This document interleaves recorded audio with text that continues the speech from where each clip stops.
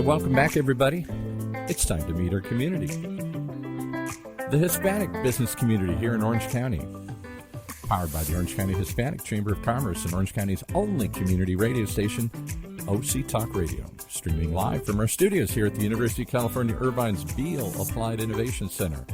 With a special episode today with some special friends and our special host, Ruben Franco. Hey, Ruben.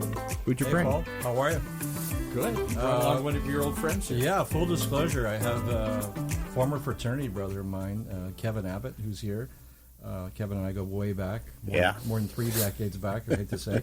But we do. Went to UCLA together, and we're in the same fraternity together, and known each other for years. Know his wife, Julie. Yeah, you dated my wife, yeah. I dated your wife, Julie. And I'm still here. That's how good a guy you are. That's how good a guy you are. Yeah, good a guy you are here after that happened. So.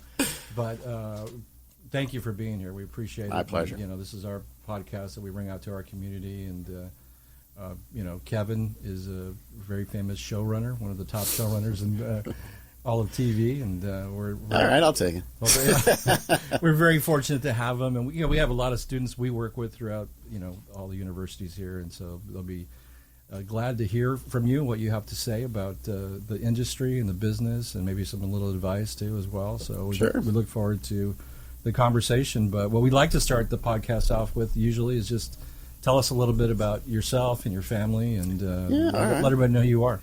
Yeah, my name's Kevin Abbott, and I've been doing TV writing for 34 years now, 34 years.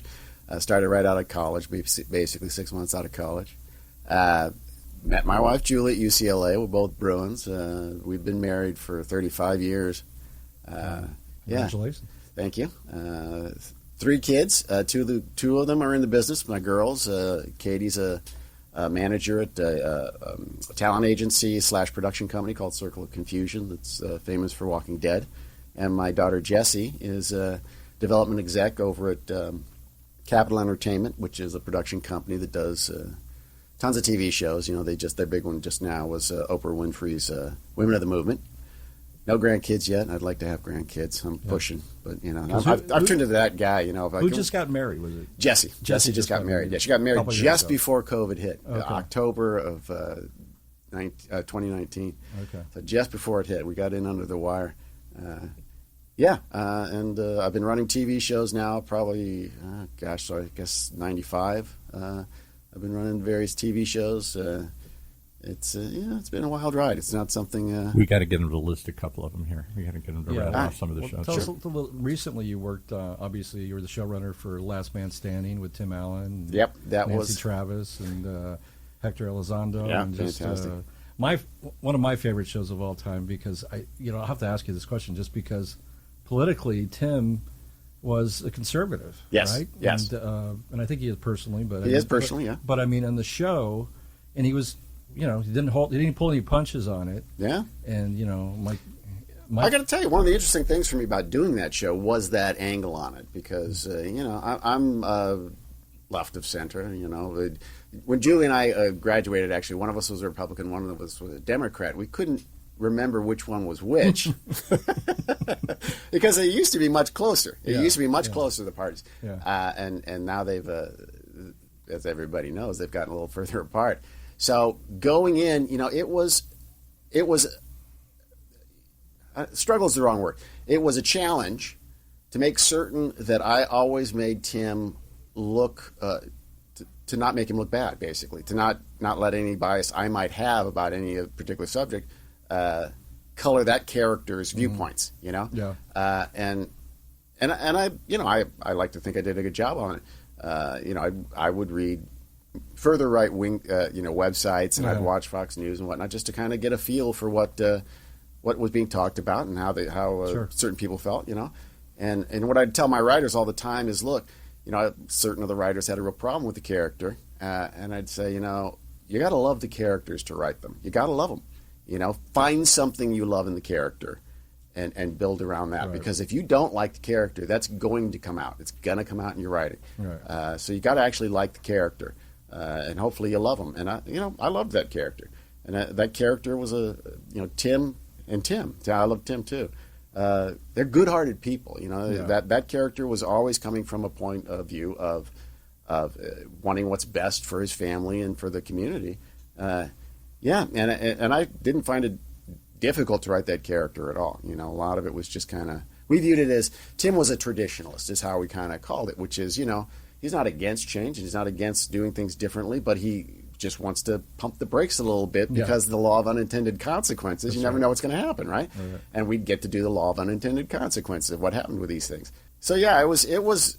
I really enjoyed that time. I really enjoyed that time with Tim. You know, he is one of those guys that has whatever that it thing is. You know, I used to go in with Tim because, you know, if he was just kind of flat or a little down in show night or trying to remember his lines, you know, I'd tell him, well, say it however you'd want to say it, unless it was a word-specific joke, which I tried to keep away from Tim because he didn't memorize his lines too well. But I'd say, you know, say it how it's going to come out of your mouth, because I want it to feel natural. I don't want you remembering your lines, and I want you coming out because I said, you know, I need the twinkle, Tim. I said, you're a really good actor, right? I said, but there's 10,000 really good actors in Hollywood. I need the star, because there's very few of those, and you're a star when you twinkle, when you turn it on, when you're in the moment, when you're feeling it and having fun with it. That's what I need. And you know, he would bring it, man. And he did have the twinkle. He absolutely had the twinkle. Same with you know, I was on Roseanne for a couple of years, and Roseanne, you know, for as difficult as she could be, had the twinkle. She had that thing, you know, whatever it is that just makes you look at these people. I had my showrunner on the show, Rob Ewan, who was great. He used to say that what stars have, the quality that they have, is they can make you, it's like a baby, a newborn. They can make you feel whatever emotion they're feeling. If they're overjoyed and happy, then you're happy. It just makes you feel happy. If they're crying, you are going to cry. If they're angry, it's going to make you angry. They have that ability to kind of make you feel that way, you know? And I think that's true. Can I tell a quick Roseanne story? Sure, absolutely. So we were, it was the second season, and Roseanne had she'd come in at the beginning of the season and say, you know, I want to do a show about racism, or, you know, I want to do a show about whatever, you know, we'd have to come up with something. And usually it was always about more challenging subjects. But this one, she comes in and she says, I want to do a show about abortion. And we're like, I want my character to have an abortion. And we're like, And we'd spent the previous season trying to get that character pregnant. So we sit down and we try to break a story. How can we justify this character who's just spent a year trying to get pregnant having an abortion? Right. And we failed. We absolutely failed. So we had to go out to her house in Brentwood. We're supposed to pitch her the stories, Rob, me, and two of the other writers. And we get out there, and we're basically all going, okay, just before we go in, said, look, we're probably going to get fired today because we have to tell her we can't do this. But we all agree we can't do this, right? We can't have this character have an abortion. We're like, yeah, we all agree. We all agree. So we go in the house. She lets us in. Just as she lets us in, come on in. We got some muffins and stuff in here. Just as she comes in, her daughter that she gave up for adoption, Brandy, and had just rediscovered that summer, and she's staying with him. She comes in the back door, and she's clearly been out all night. And she and Roseanne start screaming at each other. Well, you been, you bleep and bleep, and shut up, you, and just screaming. Brandy storms off, and then we're like, oh man, we're going to tell Roseanne we can't do this right now. And she's all right, come on in. We go sit down. Rob hems and haws for like 5 minutes and finally says, we just can't figure out how to do this. And she goes, didn't I tell you I don't want to do the abortion anymore? They shot that abortion doctor in Iowa. I don't want that to happen to me. Oh, my God. We're like, really? She goes, yeah, have Darlene have an abortion. Holy cow. Yeah. But you know what? She had that star thing. We walked out of there. The point of that was we walked out. And we were just swapping stories at that point with Roseanne, and we walked out so happy and so like, that was great. And we got outside and it was like, I feel dirty. We were so convinced she was going to be awful, and now, you know, she's got us. She got us back, and we're backing her. You know, I love this woman. You know, she just had that power, and Tim had the power too. Oh yeah, absolutely. He always says it's so funny because, you know, he's telling me, you know, two of his most iconic roles are Santa Claus and Buzz Lightyear. You know, and he always gets requests. Can you send a message, you know, voicemail of Buzz Lightyear or something like that? And he'll do it. I mean, he, again, really good guy. But he doesn't particularly like children. You know, he doesn't. You know, he doesn't. You know, he doesn't like the social interaction. He doesn't like other people's kids that much. And he, of course, he plays two characters that he is going to get approached by kids all the time, absolutely. all the time. Yeah. So, and to his credit, he never takes it out on them. He goes, I hate that.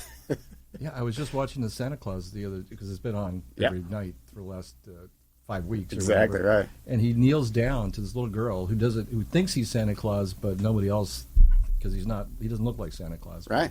And it's a very warm. It's one of the best moments in the movie. Yeah. And you go, oh wow, that's Yeah. But it's interesting that you say that in real life. He's not really. Well, again, with other people's kids, it's funny. He really, with the actresses on the show who played his daughters, he really took kind of he felt very much the father figure to them. Sure. And when we'd do a scene where, he'd have some emotional scene with, say, Caitlin Deaver, phenomenal.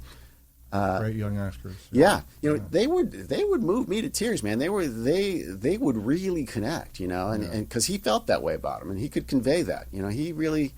He was kind of devastated when the show ended. I mean, we were on for 10 seasons. That's forever. I don't know if shows are going to do that anymore in the streaming world, but he's like, I don't know what I'm going to do. I mean, I love coming in here and being here, and I mean, it's like, well, sorry, Tim.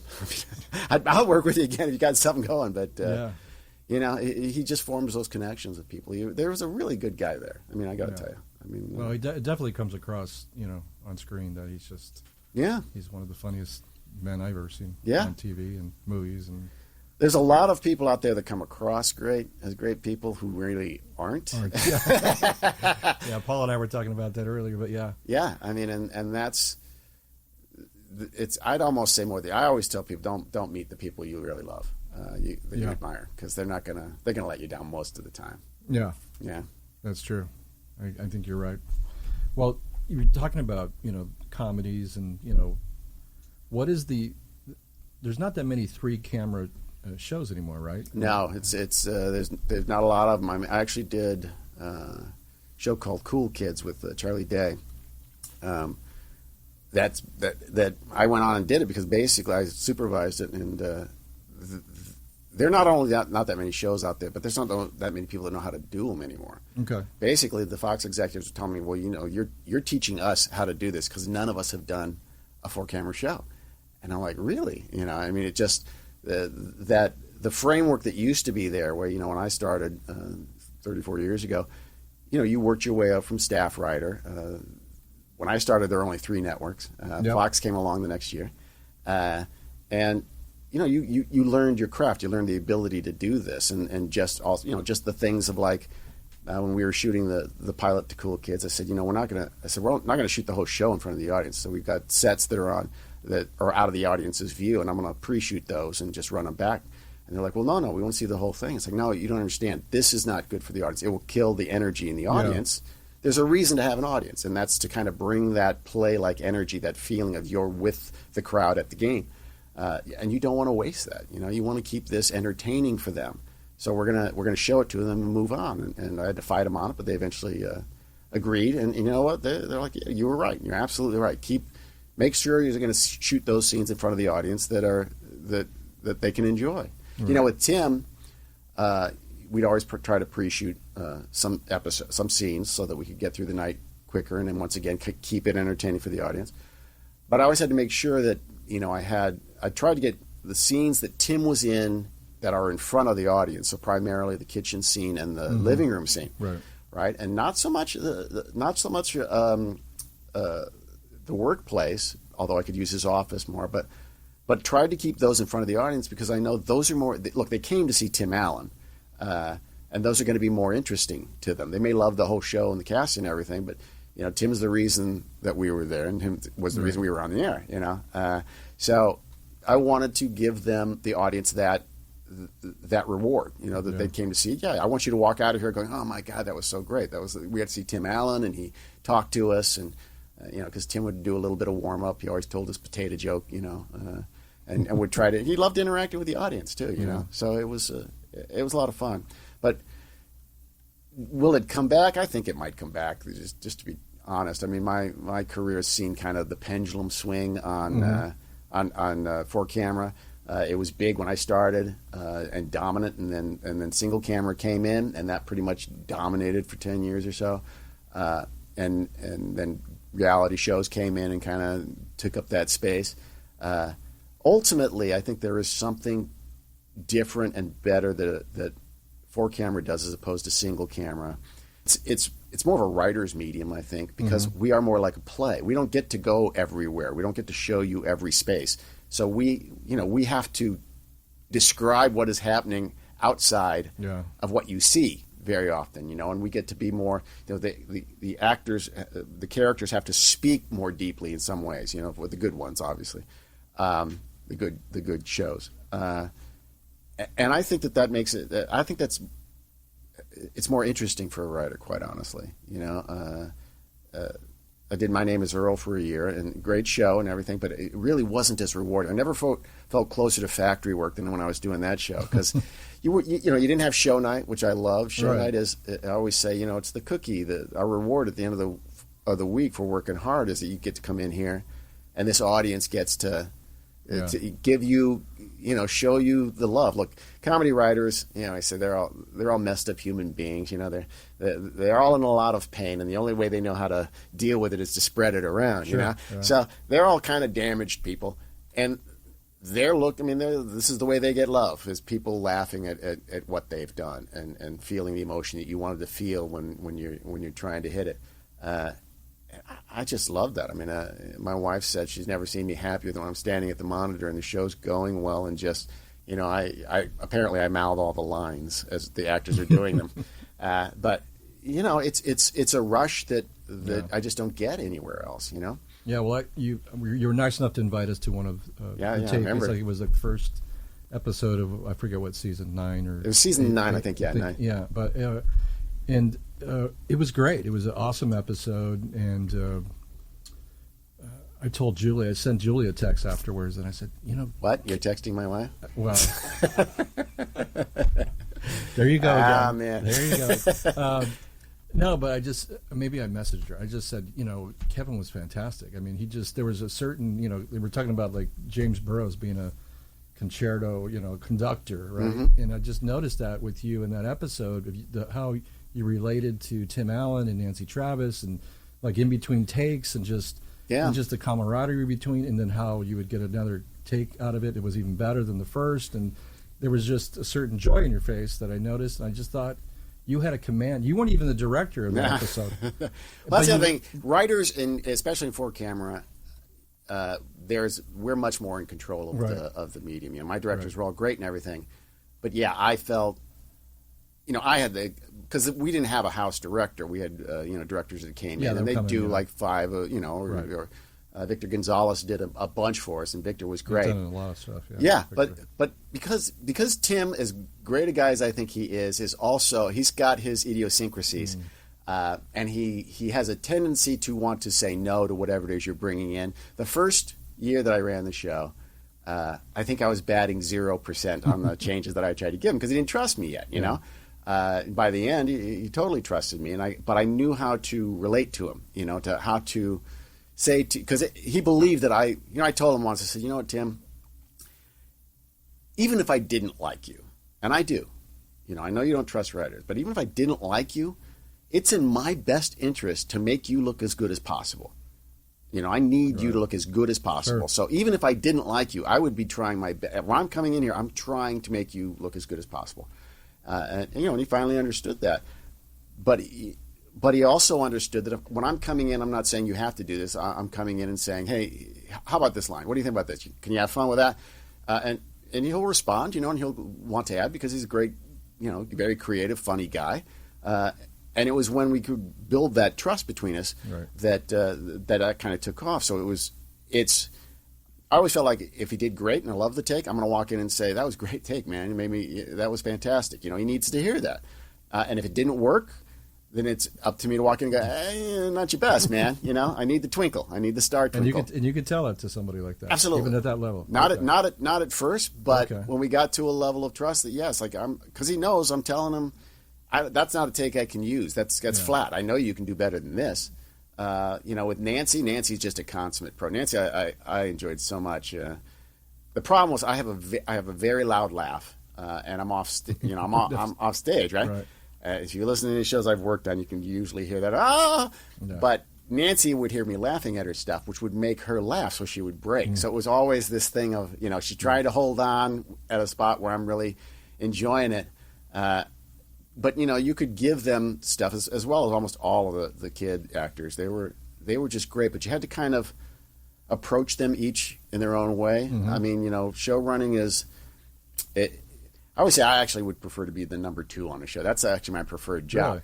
Yeah, because the pay is not that much better as a showrunner. I mean, it's good. Don't get me wrong, but it's not that much better. And really, when you're the number 2 to a writer that you respect, who respects you, you get to do all that stuff that I got into the business to do anyway. To do the writing, to come up with the stories and the jokes. When you become showrunner, you now have to do all this other stuff that has nothing to do with writing. That is so irritating and awful, and I hate it. Part of it's just the production side of things and dealing with all the budgets and the physical act of, here's a scene I wrote that takes place in a laundromat. How many washing machines do you want there? Do you want the washer dryers there? Yeah. What color scheme do you want on the actors on wardrobe? It's like, you can't really see me, but I don't know wardrobe. I'm not gonna, so that stuff all just drives me nuts. And part of it that used to drive me nuts that I came to really enjoy was managing the cast, was figuring out, how to get each actor to feel safe. Because that's a lot of it, I think. A lot of it is just making them feel safe. Trust that I'm not going to send you out there with something that doesn't work. Yeah. And if in front of the audience for whatever reason it didn't work, I'm going to figure out why it didn't work, and we're gonna change it, and we're gonna make certain that you look good, So managing the cast is it's a big, it can. My wife would always show. She came to almost every show, and she'd say, "Is it a good show?" And I say, "Well, it is on paper." Now it's out of my. Now the actors have to do it. How it actually ends up, that'll be up to the actors. Is there ever do you ever go into a Monday when you do the table read or whenever the day is and just go, there is nothing on paper here that we could use? Oh yeah. I mean, just like zero almost. You have to start from. We call it a page 1, and we've done that. We had one, very little on Last Man Standing. We had one on Reba that we did. That we had an episode where Reba, one of her old friends, had her old flames that Brock had stolen her from, had passed away, and we read it at table, and it was, no pun intended, but it was death. It was awful. It was just flat, and it's like, this does not work, and it's a story problem. It ain't just fixing some words. Yeah. So we went back and we said, okay, we have to do notes after we have the table reading, and then the network and studio will give us their notes and thoughts, and I'll tell them what I'm planning on doing.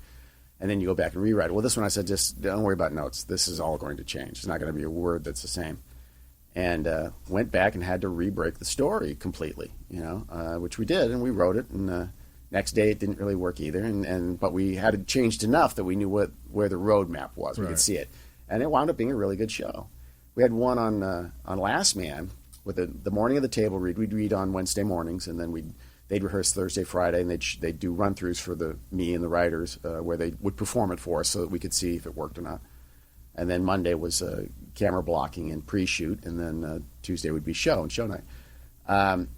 Wednesday morning we go to table, and I get a call as I'm walking in the door that Tim's in the hospital. Oh, wow. Yeah, and they don't know what's wrong with him. So they don't know what's going to happen.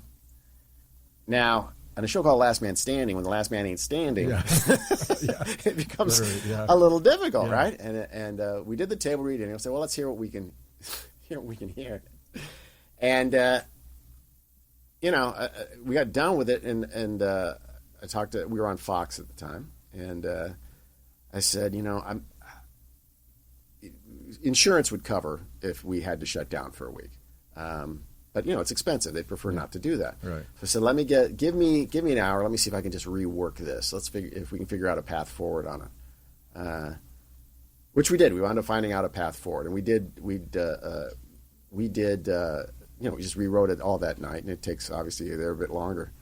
But we just switched roles, and we had Tim do something that we'd done on Roseanne, which was we had Tim drop in.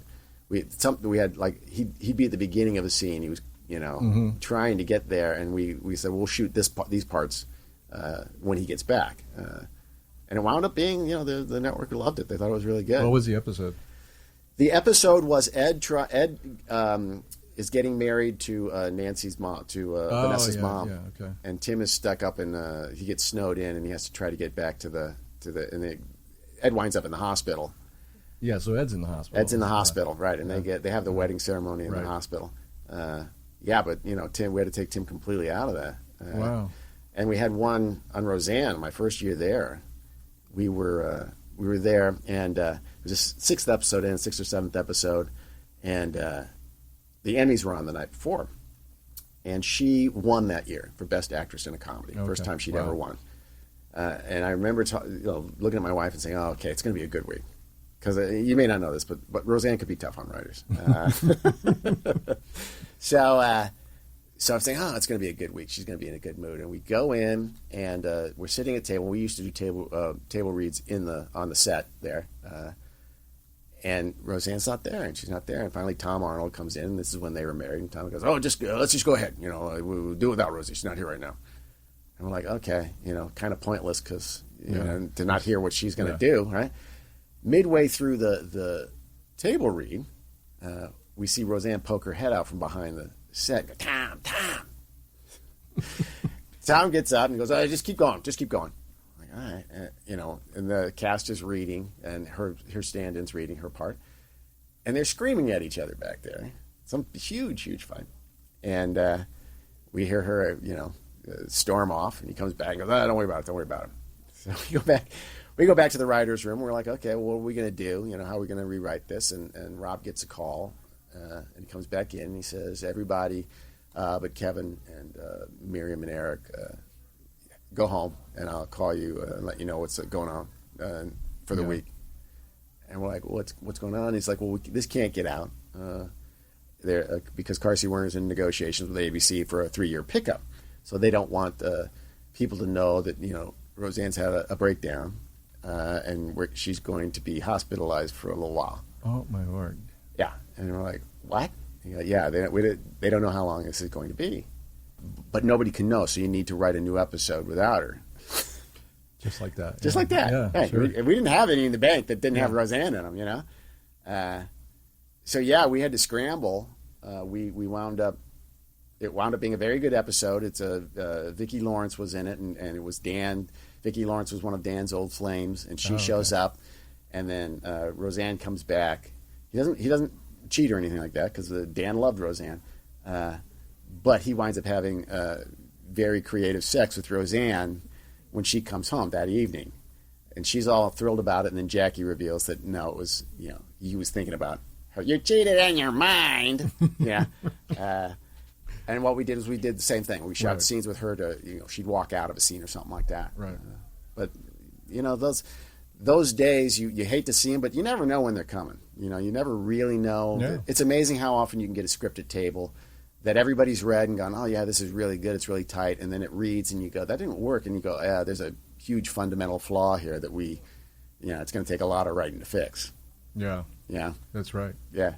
There's when you and I were growing up, you said there were 3 stations, and then it became Fox as well, and then now there's I forget how many scripted shows there were back then. There's like over 500 scripted shows. Yeah. Most of them, the kind of limited series and streaming, and it's changed quite a bit since you've been in it. Business is entirely different. Yeah. What are you? I know you did Last Man Standing. What are you working on now? Or what are you thinking about doing now? Or I don't even know. I didn't ask you on purpose ahead of this podcast just so we could get it live. But well, I'm actually working right now. I did the final season of Last Man was during COVID, and that was just a really tough year in the sense that we didn't have show nights because we couldn't have audiences. Right. So it really was just a drudge, and it was just me and my number 2, Matt Berry.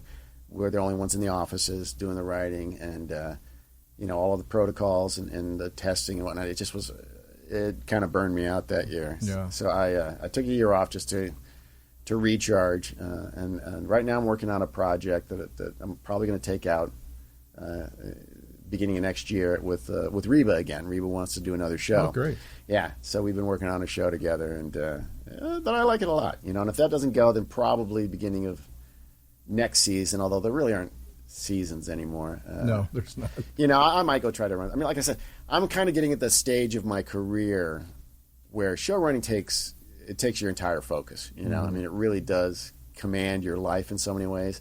And as a writer, when I'm writing, as the showrunner, you basically write every episode in a sense, and that it all has to work for you. You rewrite them all. I don't stop thinking about them. My wife will complain, and she would go she'll be telling me something, and then finish, and I'm like, okay, is this funny? She's like, were you listening? Yeah, I heard it all. This is in my head, and I need to get it out. It just takes over everything, and I'm less willing to do that than I used to be. I mean, if I could find consulting gigs on it and just help people out, because there aren't that many people who know how to do 4-camera anymore, that would be preferable to me. But I always wind up helping out, and then I wind up running the show at some point. And it just becomes.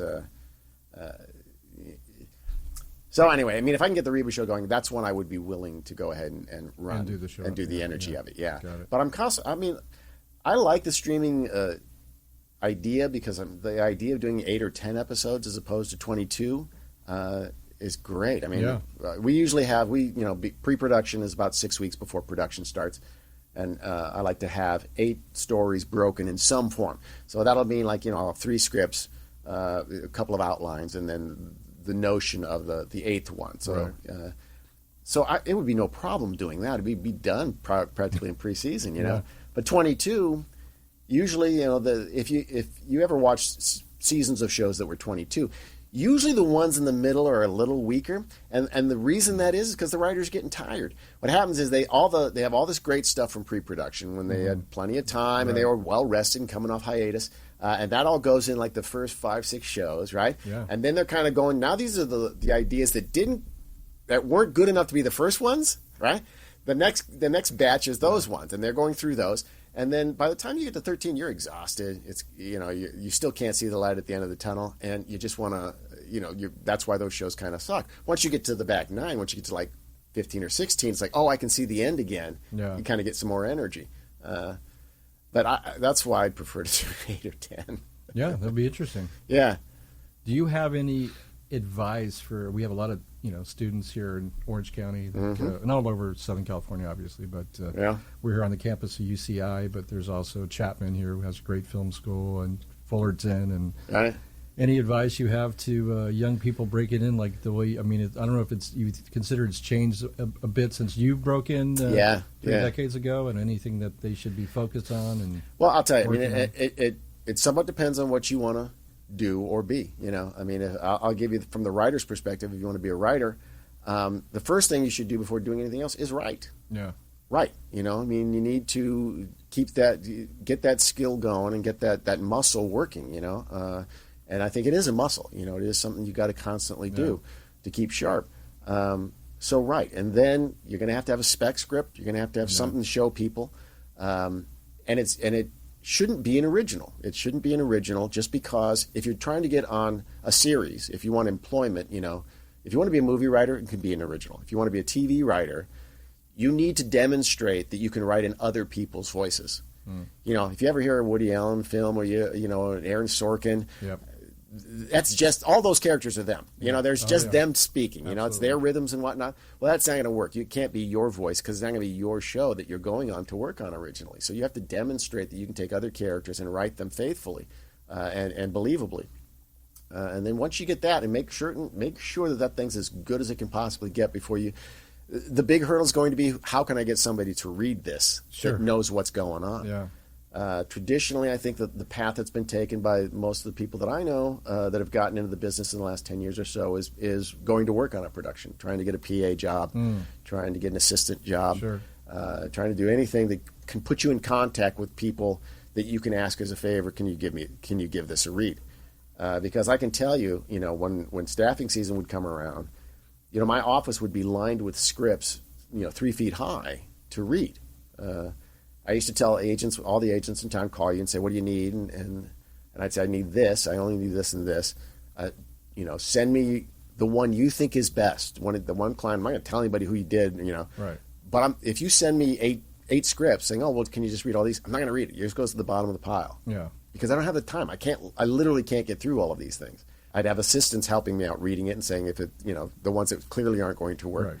But you kind of need to have somebody you trust that has an ability to differentiate good and bad that can read it for you. And the only way to do that is to try to find a job that's probably non-writing that puts you in contact with them. Yeah. That's great advice. Yeah. The other thing you can do is there's a lot of writers programs out there. Disney has them, Warner Brothers, Writers Guild has them.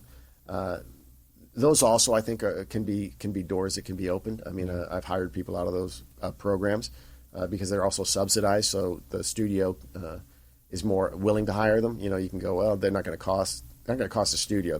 Disney program's going to pay for the first year. You can get shots out of that too. You'd have to submit something to them. I don't know how the process works, how they do the choosing, but those are the two ways I know that the most people that have had success getting into the business doing it. Okay. Yeah. Well, that's great advice. Yeah. Don't just walk up to anybody or just send somebody your thing. It's not going to work. They're just going to toss it out. It's not going to work. Yeah. It's not going to work. I've had people put scripts in my mailbox and I can't read them. Legally, I can't. I put myself at risk, and the upside of the chances of that script being so brilliant that I have to have this person. It just I'm not going to take that chance. Yeah. That's right. Yeah. Well, Kevin, we appreciate you being here. I mean, this went by really fast, unfortunately. Man, I can talk a lot, can't I? For a For writer, I can talk a lot. You can talk a lot. That's right. Writers are usually... Yeah, we could go sit me in my office alone and let me brood for a while. Yeah. Well, I mean, it was great catching up with you two personally, since you and I have known each other for a long time. Appreciate you being on and admired the success you've had. I mean, because I remember you when you were in school. So. Yeah. Nobody saw it coming. Nobody saw it coming. We didn't see that. Wow. What the hell? But it means anybody can make it. That's true. That is true. I'm inspiration for millions. You are inspiration for millions. No, but you've done a great job, and I have seen your work, and you definitely are, from what I've seen, my limited knowledge, you're one of the top showrunners I've seen out there. So thank you, Ruben. I appreciate it, man. Appreciate you doing that, and look forward to your next adventure here. Thank you much, buddy. Because you make me laugh. Thanks, bud. Appreciate it. Thank you. Thanks for being on. My pleasure. Thank you, everybody, for being on our community show. We appreciate it.